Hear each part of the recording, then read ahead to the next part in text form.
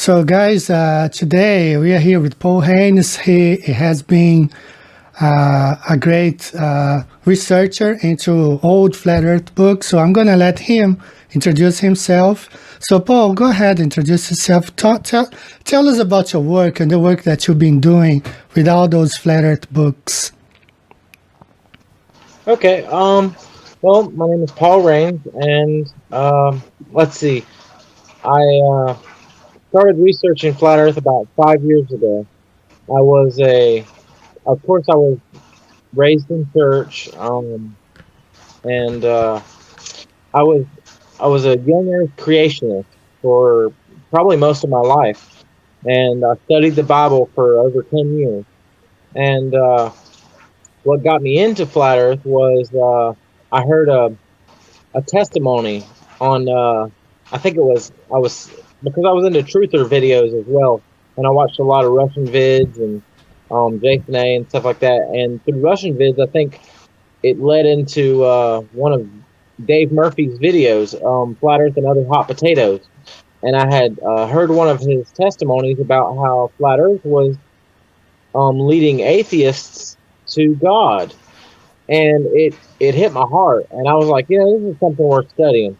So I started looking into it, of course, and all the evidence and the biblical evidence and just everything. And then I actually tried to debunk it for a while, for a couple months, and I couldn't. And anyway, needless to say, I opened a group called the Flat Out Truth and No Ball-Faced Lies, and I think I have about 4,000 members in there now. But after that group, I started making a lot of memes and photos and just a lot of evidence and stuff over the years. And I became a moderator of official Flat Earth and Globe discussion group.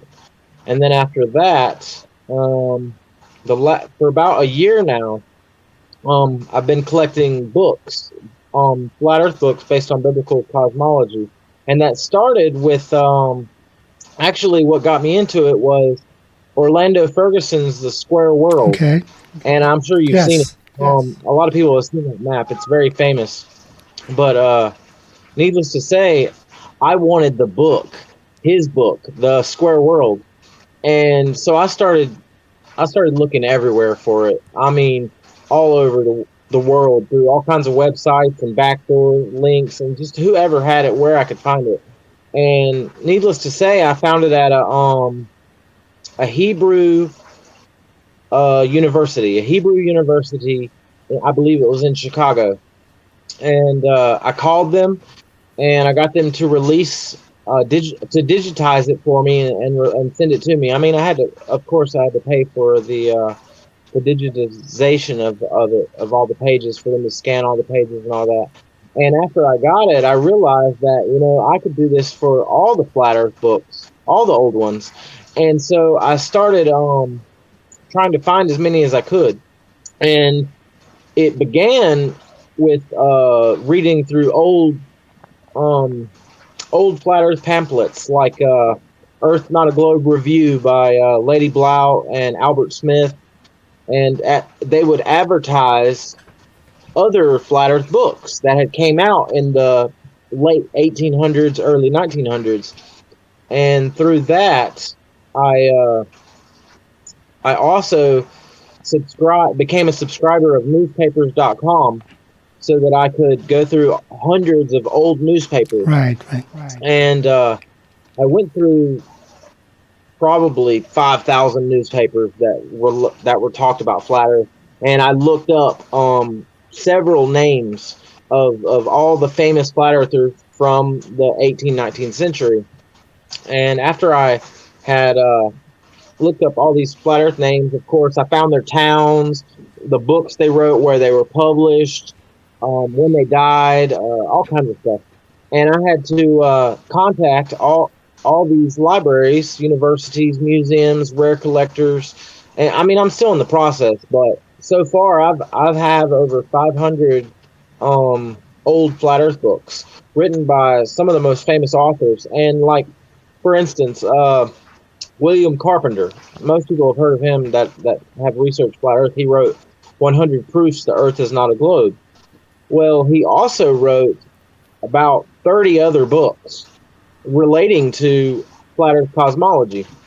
And see, back in the um, late and mid 1800s, there were a lot of globe believers that attacked zetetic cosmology, like Proctor, Dyer, Locklear, Alfred Wallace. A lot of people know who Alfred Wallace was because he went up against John Hampton in the Bedford Level wager. Anyway, a lot of those globe believers, they wrote pamphlets against those Zetetics back in that time, like John Hampton, William Carpenter, Samuel Robotham, and a few others, and Albert Smith. And anyway, so they wrote, and it went back and forth, and they wrote pamphlets back and forth against each other and rebuttals and showing evidence and doing experimentations. And needless to say, it I ended up acquiring the books from both sides because I wanted to see both sides of the argument and understand both sides of the story and in kind of like a chronological history. And it's like it was buried.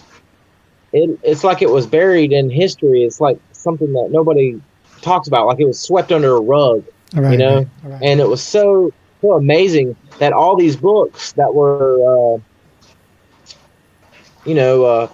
at all these different places all over the world, and some of them at the most famous institutions and colleges and universities, libraries you could think of. I mean, for instance, John Hampton, he wrote a pamphlet, a short pamphlet, a monthly pamphlet called "The Earth and All Its Evidences," and he released 27 issues, and they were about 8 to 14 pages each.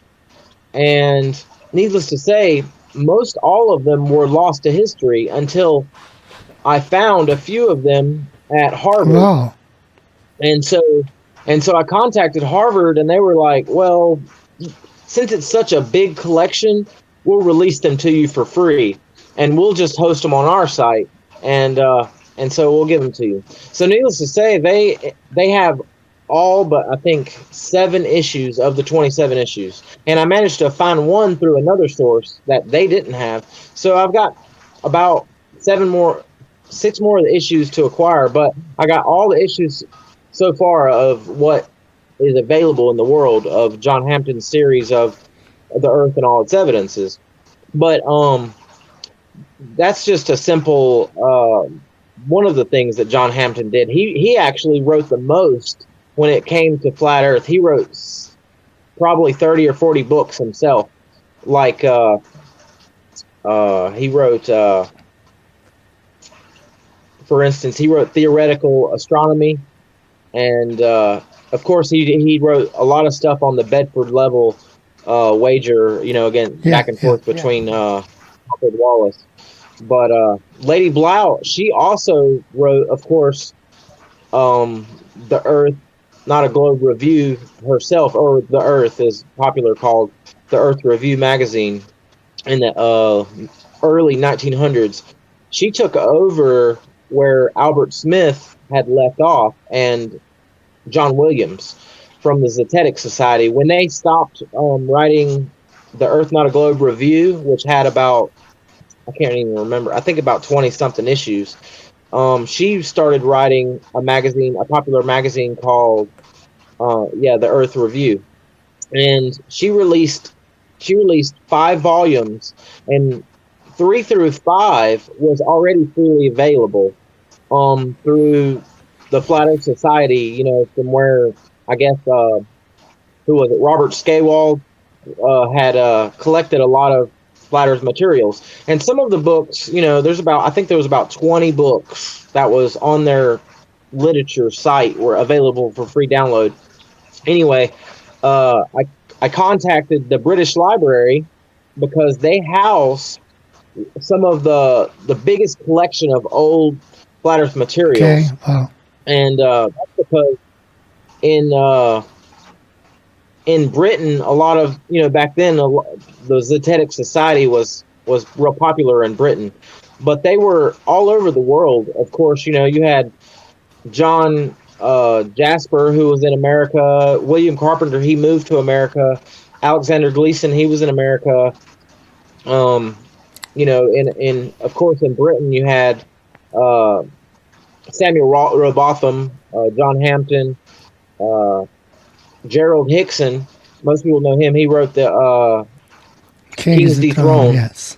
and that's one of my favorites too. He ended up he wrote 3 other books actually, and see, I contacted several people to try to get the sequel to King's Dethroned, the universe as it is, and no one would release it to me because the copyright date they couldn't figure out when he died. So I had to also become a subscriber to Ancestry.com so that I could go through ancestry records and about death certificates, all kinds of stuff, until I found everything I could on Gerald Hickson, and I had to prove it to the universities just for them to release the documents to me, because in Europe they have to be over 70 years deceased before they will release their materials. Okay. So it would have to be written beyond 120 years ago. But see, in America, the copyright laws, I think, are about 100 years. So, which is around 1923, needless to say. Right. If anything before 1923 is freely available to reprint and publish and to redistribute. So most of those books I'm allowed to give out, besides a few that were written in the late 19th centuries, or 1900s. Anyway, that so far it's been an amazing journey to collect all the books. It is, and I'm glad you've been sharing some of them with us through Facebook. But also you are selling some of them, right? Yes, I am. I've started to reprint the books. I do it through a small American-based printer company. I'm working on the quality. I need. It'd be good to have some help. Of course, like a secretary or assistant or a partner or anything, because it takes a lot of my time. Of course, I have a full-time job, but this is my hobby, what I like to do for fun, and research. And a lot of my time anyway goes into research and study and collecting the books and contacting the universities and stuff. So it's hard for me to find the time to put all the books together into a printable version I have to recreate the covers. I try to use original covers from the original book. So I have to recreate the covers, and I have to. It's a long process, but needless to say, I'm. So far, I think I've done about 25 reprints of the books, and I sell a flash drive or a digital version of all the books in accumulation that I've got, so that people can have them. But I also, and that's really the only reason why I sell the digital versions, is because it costs a lot of money. So far, I put a lot of money into collecting all these rare books. I mean, it costs almost 40 cents a page to scan for the university, and they make you pay a handling fee as well, usually about $15 to $30 just to do the work for you. Then you have to pay about 50 cents per page just to get it scanned. So if a book has 200 pages, you're talking nearly $100 just to get the book digitized. And so a lot of books, I put a lot of money into getting them, and not to mention the countless time I had to study and to find the books that, what I'm saying? So anyway, most of the money goes back towards acquiring more books, because there's still quite a few that I have to get, and they're very costly. I haven't even managed to get some of the most expensive ones just because they're so expensive. They're over $100 just for each one, and I don't even get a real copy of it. You know what I'm saying? I get a digital version. A digital version. So, it's but it's okay, because I want to one day I want to open a website or something where where I can release all the books to everyone, to the Right, whole right. world, you know?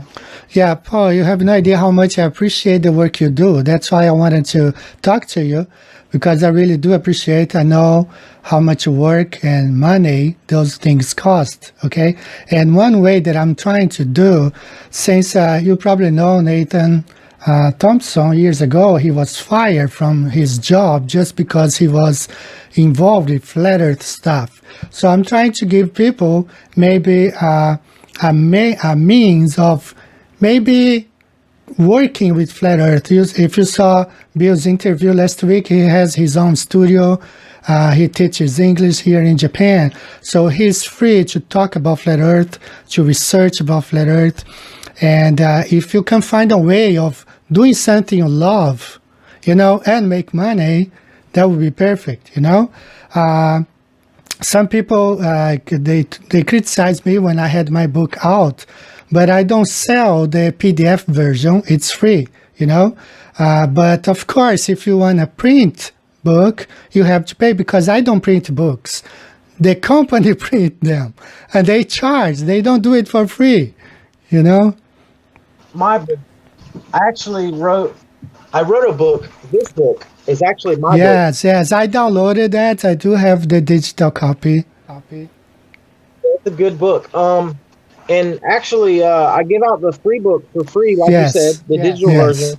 But the printed version, of course, like you said, I don't print either. Yeah. All right, let's go to our next question. Your family. How is your family involved in flat Earth? How did they react when you told like your wife or family, "Hey guys, the Earth is flat"? What was their reaction? Well, most of my family, of course, most all of my family is real Christian. We live in the Bible Belt. Most people call it the Bible Belt of the United States, which is right around North Carolina, right in the heart of North Carolina, actually. And so most all my family was raised in church. My brothers, my sister, my mom, my grandparents, everyone. My mom actually is married to a preacher, and my grandpa is actually a preacher. Oh. So, needless to say, my wife, she actually she stands beside me, and she doesn't. She believes that it's flat, but it doesn't really matter to her because it matters to her that I care about it. So she cares about it. That's why.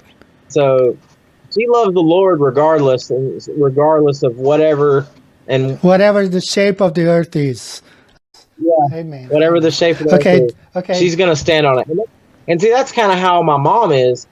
My mom, when I first told her about it, and I showed her the scriptures, that's what got her. My mom, she was eager to accept it because that's what the Bible portrays, and my mom stands on the Bible no matter what. Like, if that's what the Bible says, that's what it is. If it says that a donkey talked, she believes a donkey talked. If the Bible says the sun stopped, the sun is stopped, and so did the moon. She believes. So my mom was more interested in the scriptures than the evidence itself.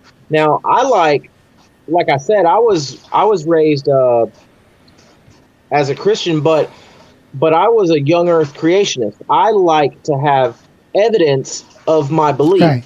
So for me, I had to go search out and find the evidence of it.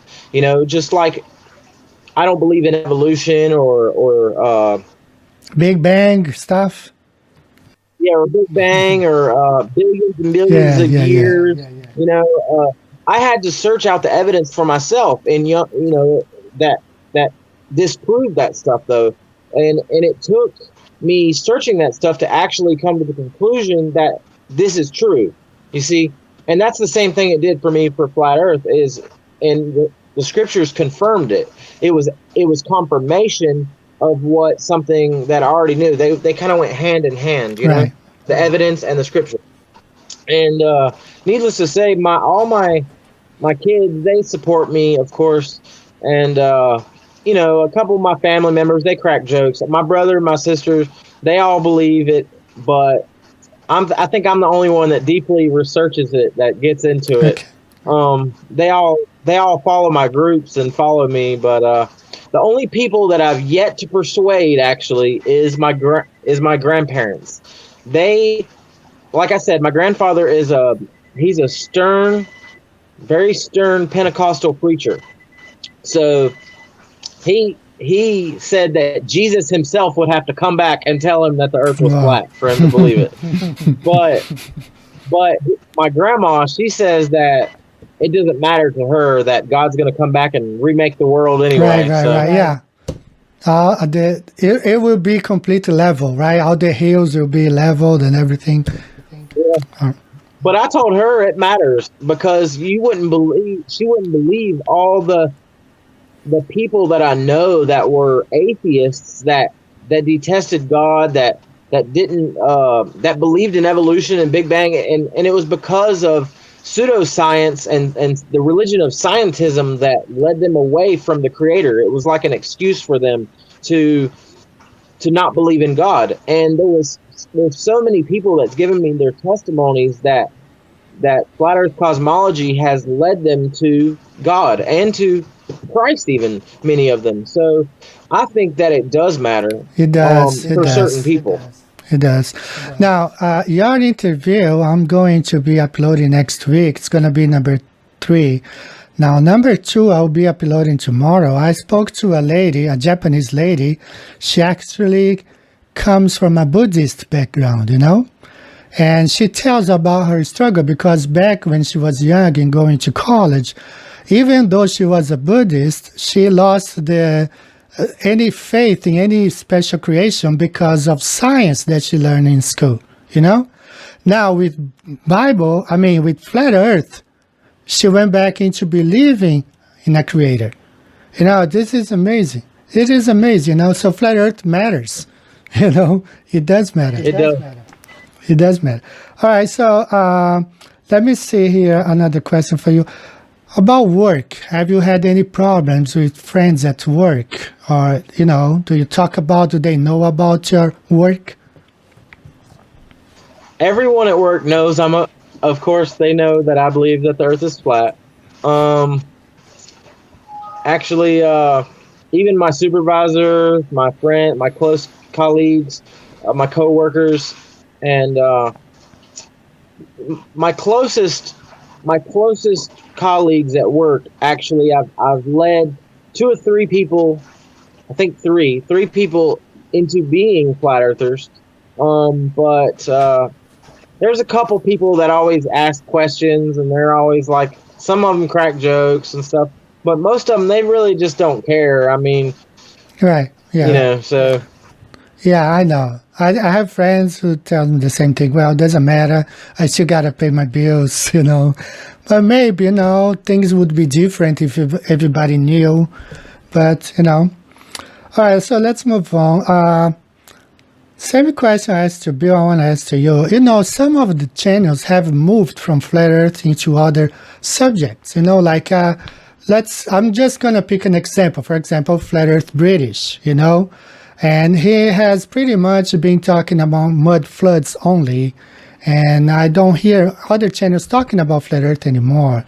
So what's going wrong? What's this distraction, in your opinion? You know, because in my opinion, Flat Earth is still the most important topic and truth that's been hidden from humanity, and all the others are, you know, smaller comparing to. What's your opinion? What's leading those people going away from Flat Earth into the other topics? well, I think the main thing is that you know, a lot of the your main biblical or flat earthers are truthers. So before flat earth, many of them already were, like me, for instance. We researched stuff before then, about 9/11 being a Right. hoax and the moon landing not happening, and crisis actors and staged events and chemtrails, stuff like that. And all that stuff I think is fairly important, of course. And but I think, like you said, the main thing is sticking to the facts that we can prove and the biblical cosmology, the cosmology of the Earth being flat. I believe that is the key, and I think a lot of people have branched off of that just because either they're not digging into it themselves, and they're just trying to expand out there more to get more people hooked into what they want.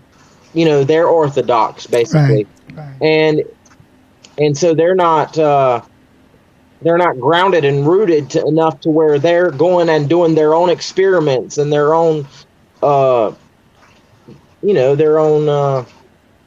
making their own assertion of what's going on. A lot of times they just try to grab onto something of what they can, and then they try to put that out there. And another thing is that you got opposition. You've got like troll people that troll out there, and you've got shills, you got paid shills, you've got people that just want to argue, and then you've got a lot of groups. For instance, the Flat Earth Society, the group on Facebook, that is not ran by the actual Flat Earth Society. The Flat Earth Society doesn't even have a Facebook. They have an online forum that is ran by Daniel Shinton, and who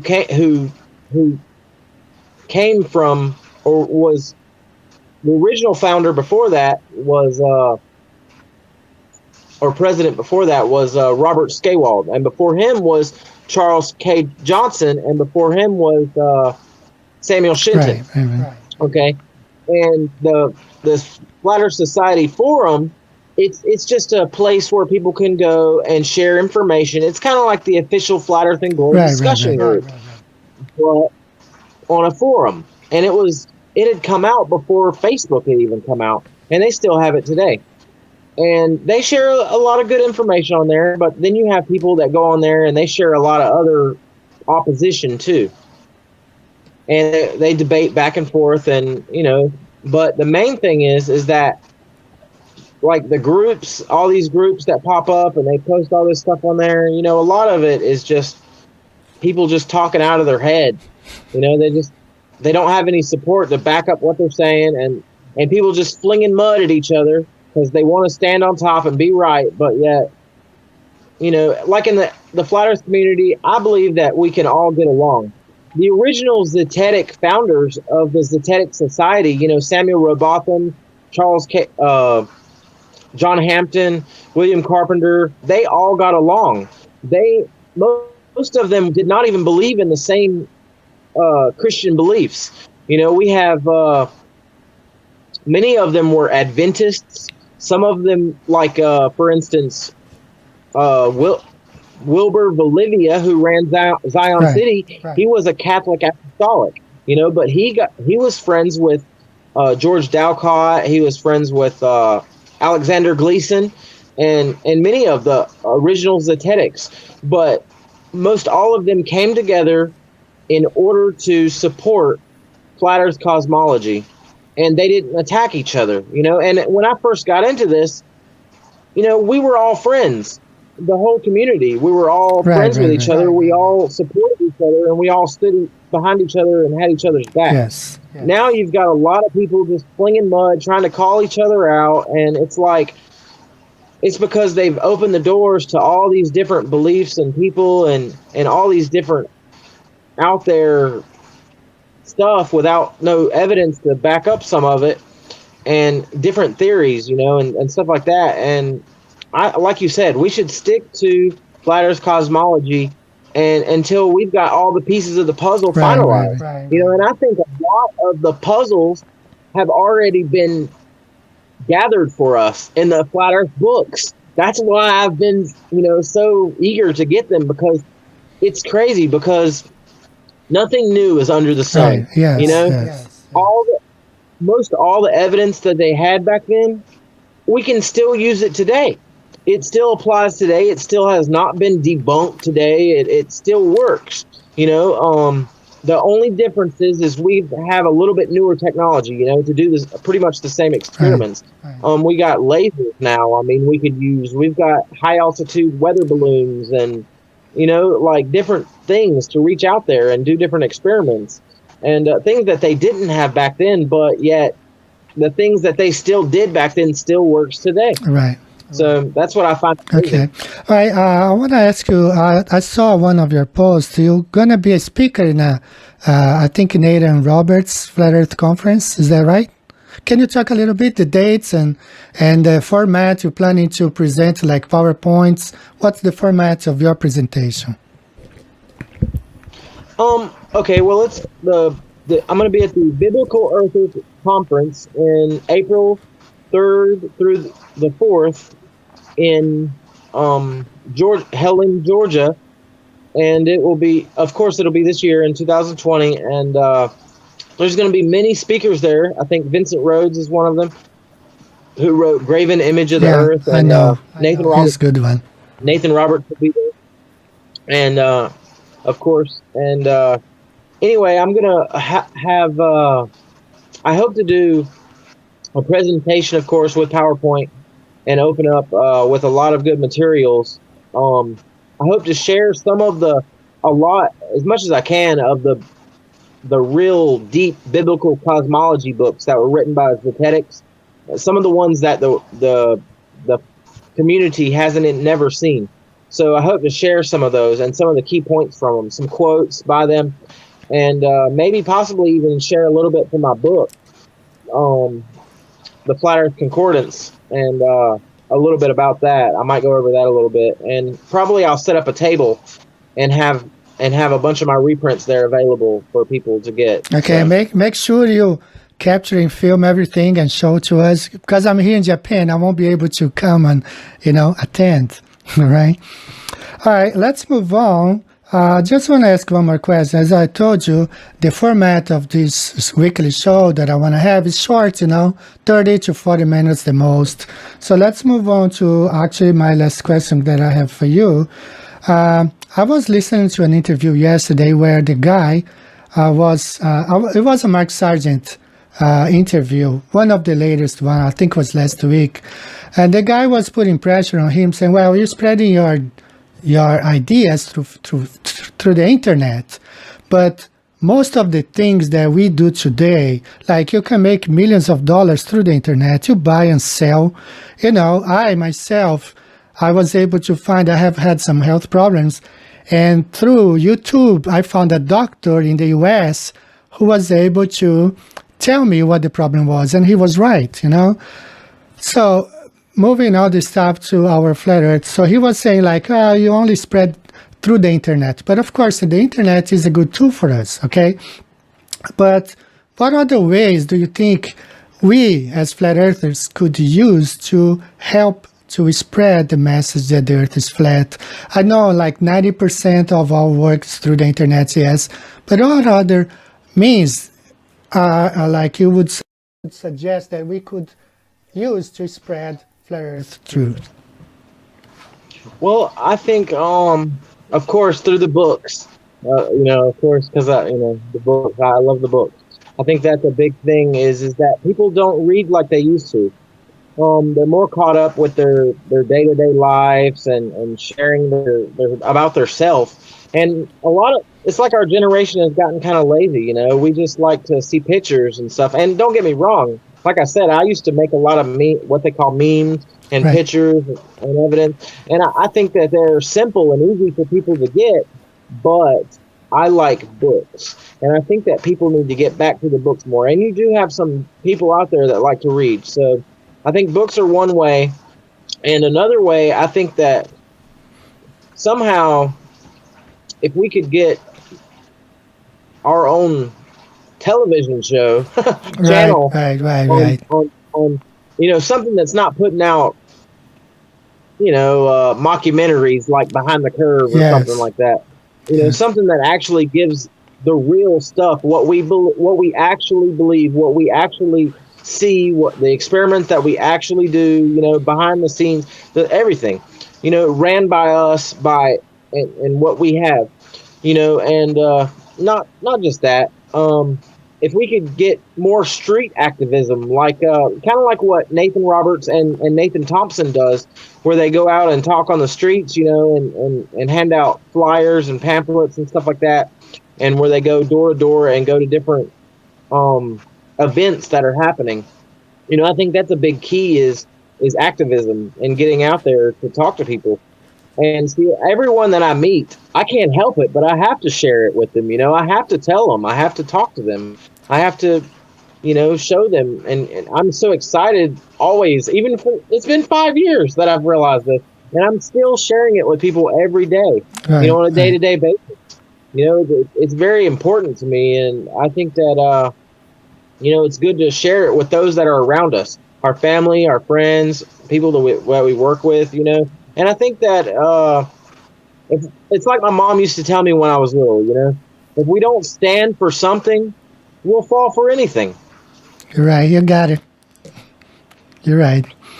All right. So, Paul, hang on. Okay, I'm going to close the recording, but hang on. I still want to have 2 minutes with you. So, guys, I'm going to leave the links here for Paul's Facebook page and where you can get some of the books that he has been able to reproduce. All right. So, I'm going to close now. I'll see you guys next week. See you later. When you think airplanes are flying over Ball Earth and then scare in the air for passengers on board an American Airlines flight. The pilot warning everyone on board that they would be landing. You realize that an emergency landing.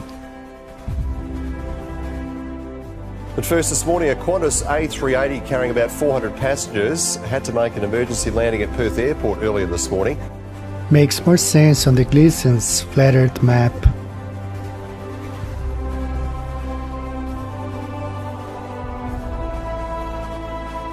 It's in this moment that you realize a second emergency landing in less than 2 weeks. That the Earth is not a spinning ball. Last night here, we reported on that emergency landing here at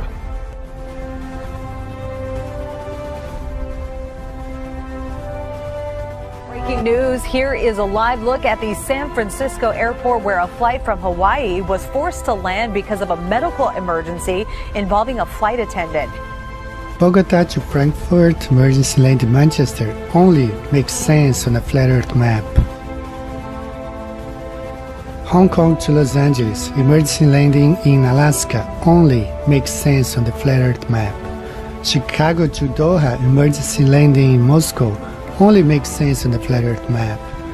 Paris to Shanghai, emergency landing in Siberia only makes sense on the flat Earth map. Flight routes and emergency landings, the physical properties of water, the compass, gyroscope, radars and lighthouses, the lack of curvature, all point to one simple truth, that the Earth is